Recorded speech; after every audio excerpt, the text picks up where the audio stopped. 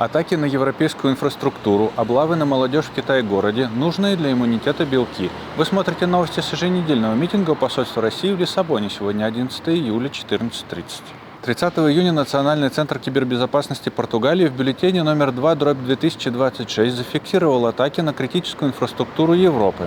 В Польше кибердиверсия против энергосети едва не вызвала масштабный блэкаут и затронула автоматическую систему управления водоочистки. А компрометация open-source инструмента Trivi стала точкой входа в облако АВС Еврокомиссии с утечкой нескольких гигабайт данных. Среди других угроз активная эксплуатация хакерской группы АПТ-28 под названием FancyBear, предположительно относящейся к российской военной разведке, свежие уязвимости в Microsoft Office. И две крупных утечки данных во Франции на 45 миллионов и 11,7 миллионов записей.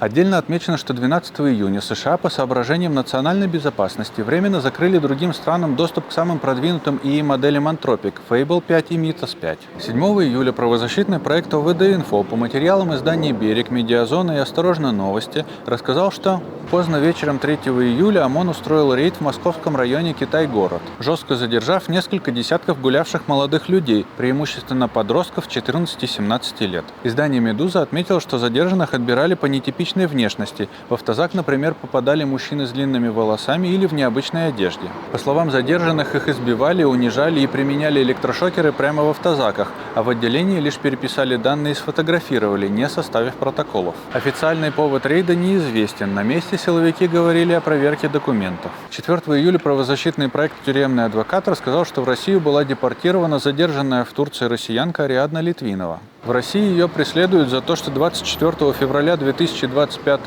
года она нанесла на рекламные конструкции с российскими военнослужащими надписи «Убийцы. Свободу политзаключенным».